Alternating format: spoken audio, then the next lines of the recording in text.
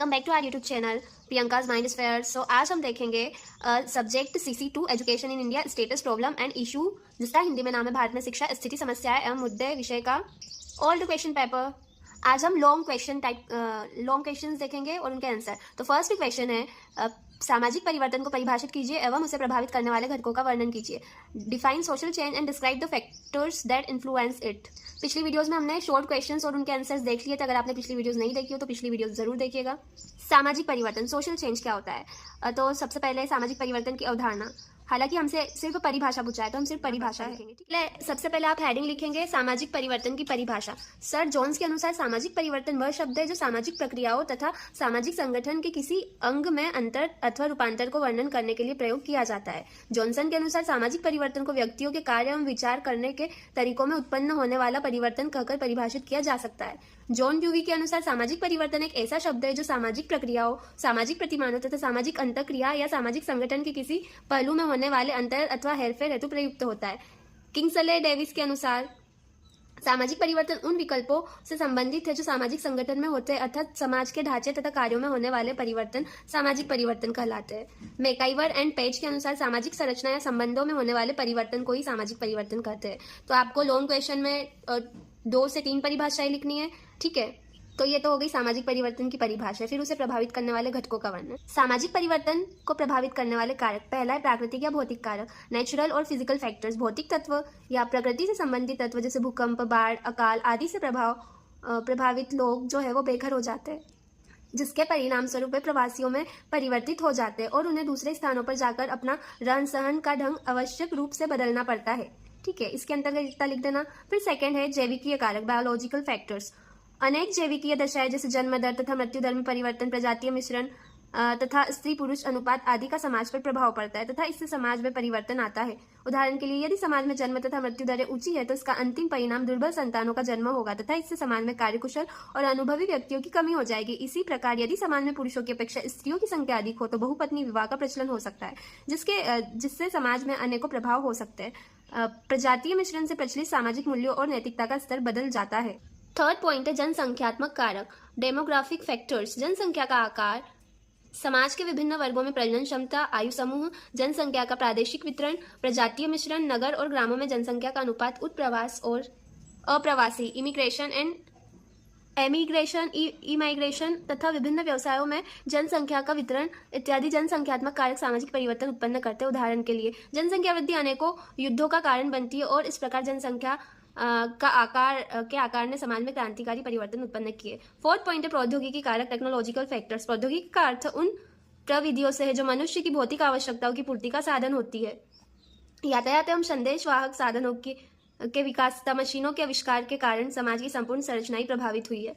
सांस्कृतिक कारक, cultural factors. संस्कृति सामाजिक परिवर्तन का मुख्य कारण है। संस्कृति के अंतर्गत हम धर्म, विचार, नैतिकता, विश्वास, प्रथा, परंपराएं, रूढ़ियों द्वारा विभिन्न संस्थाओं को सम्मिलित करते हैं। जब संस्कृति के इन तत्वों में परिवर्तन आता है समाज में भी महत्वपूर्ण परिवर्तन उत्पन्न हो जाते हैं। फिफ्थ है आर्थिक कारक, इकोनॉमिक फैक्टर। संपत्ति का स्वरूप, व्यवसाय की प्रकृति, व्यक्तियों का जीवन स्तर, संपत्ति का वितरण, व्यापार चक्र और उत्पादन का स्वरूप आदि सामाजिक ढांचे को अनिवार्य रूप से प्रभावित करते हैं। कार्ल मार्क्स के अनुसार सामाजिक परिवर्तन का संपूर्ण इतिहास वर्ग संघर्ष का ही इतिहास है। उन्होंने इस पर विशेष जोर दिया है। फिर 7 पॉइंट है मनोवैज्ञानिक कारक, साइकोलॉजिकल फैक्टर्स। मनोवैज्ञानिक कारकों से सामाजिक परिवर्तन होते हैं। व्यक्ति नवीनता चाहता है और नवीनता लाने के लिए परिवर्तन आवश्यक होता है। कभी कभी जीवन को सुखी और समृद्ध बनाने के लिए व्यक्ति तरह तरह के नए कार्य करते हैं। नए व्यवहारों में वृद्धि हो जाने से सामाजिक परिवर्तन होना स्वाभाविक है। 8th पॉइंट है औद्योगिकीकरण तथा आधुनिकीकरण, इंडस्ट्रियलाइजेशन एंड मॉडर्नाइजेशन। वर्तमान युग में 2 नवीन प्रक्रियाएं औद्योगिकीकरण तथा आधुनिकीकरण सामाजिक परिवर्तन के प्रमुख कारक बन गए हैं। औद्योगिकीकरण फलस्वरूप परिवारों का परंपरागत स्वरूप तेजी से टूट रहा है। स्त्रियों के अधिकारों में वृद्धि हुई है। नवीन आवश्यकताओं तथा गतिशीलता बहुत अधिक बढ़ी है। इसके परिणाम स्वरूप नगर और गांव की विशेषताएं अत्यधिक परिवर्तित हो गई है। औद्योगिकरण ने घनी बस्तियों, श्रम समस्याओं, औद्योगिक दुर्घटनाओं तथा परिवर्तन तथा पारिवारिक विघटन में वृद्धि करके समाज के सामने नई चुनौतियां उत्पन्न कर दी।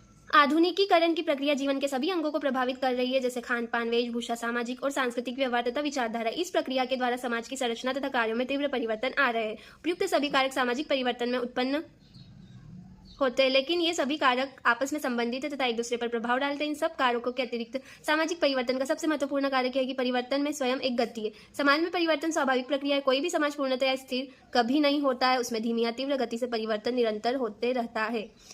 मतलब कहते हैं ना, एवरीथिंग इज टेम्परेरी, और परिवर्तन संसार का नियम है। तो चीजें जो है वो बदलती रहती है, इसलिए लाइफ में चिल करो, खुश रहो, ज्यादा बैगेज नहीं कैरी करना। ये था सामाजिक परिवर्तन, है ना। समाज में परिवर्तन होता है, लोगों में परिवर्तन होता है, चीजों में परिवर्तन होता है, तो परिवर्तन ही संसार का नियम है। क्वेश्चन नंबर 2 है, ब्रिटिश शिक्षा व्यवस्था को किन्हीं 2 मील के पत्थर ब्रिटिश शिक्षा व्यवस्था के किन्हीं 2 मील के पत्थर आप किसे मानते? इन्होंने भारतीय शिक्षा व्यवस्था को किस प्रकार प्रभावित किया है, स्पष्ट कीजिए। What are the landmarks in British education system in your opinion? How had they influenced the Indian education system? Clarify. तो आपको लिखना है ब्रिटिश शिक्षा व्यवस्था के 2 मील के पत्थर निम्नलिखित है। फर्स्ट है बूट का डिस्पैच, जो कि 1854 में तैयार किया गया था, है ना। बूट का डिस्पैच भारतीय शिक्षा के इतिहास में भारतीय शिक्षा का मैग्ना कार्टा कहलाता है। इसे 1854 में चार्ल्स वुड ने तैयार किया था। प्रभाव, आधुनिक शिक्षा का आरंभ, प्राथमिक, माध्यमिक और उच्च शिक्षा का ढांचा स्थापित किया गया। अंग्रेजी माध्यम का प्रचार, अंग्रेजी भाषा को शिक्षा का माध्यम बनाया गया। महिलाओं की शिक्षा पर भी बल दिया गया। तकनीकी और व्यावसायिक शिक्षा, व्यावसायिक और तकनीकी शिक्षा को प्रोत्साहित किया गया। सरकारी नियंत्रण, शिक्षा व्यवस्था को सरकारी नियंत्रण में लाया गया। फिर सेकंड जो है वो है मैकाले की मिनट, जो कि 1835 में मतलब इसको रेडी किया गया था। थॉमस बेबिंगटन मैकाले ने भारत में अंग्रेजी शिक्षा को बढ़ावा देने के लिए यह रिपोर्ट प्रस्तुत की। इसका उद्देश्य क्लर्क तैयार करना था। प्रभाव, अंग्रेजी शिक्षा का आधार, भारतीय शिक्षा प्रणाली में पारंपरिक शिक्षा को दरकिनार कर, मतलब इग्नोर कर, अंग्रेजी माध्यम की शिक्षा शुरू हुई। भारतीय संस्कृति और भाषाओं की उपेक्षा, भारतीय भाषा और परंपराओं की शिक्षा को हाशिए पर रखा गया, उनकी उपेक्षा की गई। पश्चिमी संस्कृति का प्रभाव, भारतीयों में पश्चिमी संस्कृति और जीवन शैली के प्रति आकर्षण बढ़ा। नौकरशाही की स्थापना, अंग्रेजी शिक्षित भारतीयों को प्रशासनिक नौकरियों में भर्ती किया गया। फिर ये हमारे 2 मील के पत्थर हो गए, एक वुड का डिस्पैच और एक मैकाले की मिनट। फिर इन्होंने भारतीय शिक्षा व्यवस्था को किस प्रकार प्रभावित किया। तो हेडिंग लिखना है भारतीय शिक्षा व्यवस्था पर प्रभाव। फर्स्ट पॉइंट लिखना, भारतीय शिक्षा का पश्चिमीकरण, पारंपरिक गुरुकुल प्रणाली कमजोर हुई, भारतीय भाषाओं की जगह अंग्रेजी ने ले ली। सेकंड पॉइंट है शिक्षा का व्यावसायिक दृष्टिकोण, शिक्षा का उद्देश्य प्रशासनिक नौकरियां पाना बन गया, जो कि अभी भी है, शिक्षा का उद्देश्य गवर्नमेंट जॉब पाना, ठीक है। हालांकि ये सही उद्देश्य नहीं है। फिर भारतीय छात्रों में व्यावसायिक दृष्टिकोण विकसित हुआ। फिर थर्ड पॉइंट सामाजिक जागरूकता, शिक्षित भारतीयों ने स्वतंत्रता संग्राम में महत्वपूर्ण भूमिका निभाई। प्रेस संगठनों और आंदोलनों के माध्यम से राष्ट्रीयता की भावना जागृत हुई। फोर्थ पॉइंट महिलाओं की शिक्षा, महिला शिक्षा की शुरुआत हुई, जो बाद में महिलाओं के अधिकारों के आंदोलन का आधार बनी। फिफ्थ पॉइंट पारंपरिक शिक्षा की हानि, भारतीय साहित्य, दर्शन और विज्ञान की परंपराएं कमजोर पड़ गई। निष्कर्ष, वुड का डिस्पैच और मैकाले की मिनट ने भारतीय शिक्षा प्रणाली को एक नई दिशा दी। हालांकि इन नीतियों ने भारतीय संस्कृति और परंपरा पर नकारात्मक प्रभाव डाला, लेकिन आधुनिक शिक्षा के माध्यम से भारतीयों में स्वतंत्रता और जागरूकता की भावना उत्पन्न हुई। क्वेश्चन नंबर 3 है, कोठारी कमीशन को शिक्षा की गीता क्यों कहा जाता है, वर्णन कीजिए। Why is Kothari commission is called शिक्षा की गीता, एक्सप्लेन। सबसे पहले आपको लिखना है कोठारी आयोग और फिर शिक्षा की गीता, है ना। तो फर्स्ट आपको कोठारी आयोग का परिचय देना है, तो पॉइंट वाइज लिखना। सबसे पहले स्थापना, कोठारी आयोग की स्थापना जो है वो 14 जुलाई 1964 में हुई थी। अध्यक्ष जो है वो डॉक्टर DS कोठारी थे। फिर उद्देश्य, भारत की शिक्षा व्यवस्था में सुधार और राष्ट्रीय विकास में योगदान। फिर रिपोर्ट प्रस्तुत की गई कब, 29 जून 1966 को। शिक्षा की गीता क्यों, इसकी सिफारिशों ने भारत की शिक्षा नीति का आधार तैयार किया और शिक्षा में समग्रता लाई। फिर सेकंड है शिक्षा की गीता कहे जाने के कारण, सेकंड पॉइंट आपको डालना है, फिर उसको भी पॉइंट वाइज लिखना। फर्स्ट पॉइंट है शिक्षा का समग्र दृष्टिकोण, सभी स्तरों प्राथमिक, माध्यमिक, उच्च शिक्षा के लिए समग्र और वैज्ञानिक दृष्टिकोण प्रदान किया। सेकंड पॉइंट राष्ट्रीय एकता और समावेशिता, शिक्षा को राष्ट्रीय एकता और सांस्कृतिक समावेशिता को बढ़ावा देने का माध्यम बताया। थर्ड पॉइंट 10+2+3 शिक्षा संरचना, पहली बार 10+2+3 प्रणाली, 10 साल की स्कूल शिक्षा, 2 साल की उच्चतर माध्यमिक और 3 साल की स्नातक शिक्षा का प्रस्ताव दिया। फोर्थ पॉइंट इज सार्वभौमिक शिक्षा का लक्ष्य, सभी के लिए मुफ्त और अनिवार्य प्राथमिक शिक्षा, ब्रैकेट में लिखना 6 से 14 वर्ष की आयु तक का सुझाव दिया गया। फिफ्थ पॉइंट व्यावसायिक शिक्षा पर जोर, छात्रों को रोजगार के लिए तैयार करने के लिए व्यावसायिक शिक्षा को बढ़ावा दिया गया। सिक्स पॉइंट शिक्षा और आर्थिक विकास का संबंध, शिक्षा को देश के आर्थिक विकास और सामाजिक सुधार से जोड़ा। 7 पॉइंट शिक्षा में नैतिक और सामाजिक मूल्य, छात्रों में नैतिकता, अनुशासन और सामाजिक जिम्मेदारी विकसित करने पर जोर। 8th पॉइंट शिक्षा पर बजट बढ़ाने की सिफारिश, GDP का कम से कम 6% शिक्षा पर खर्च करने का सुझाव।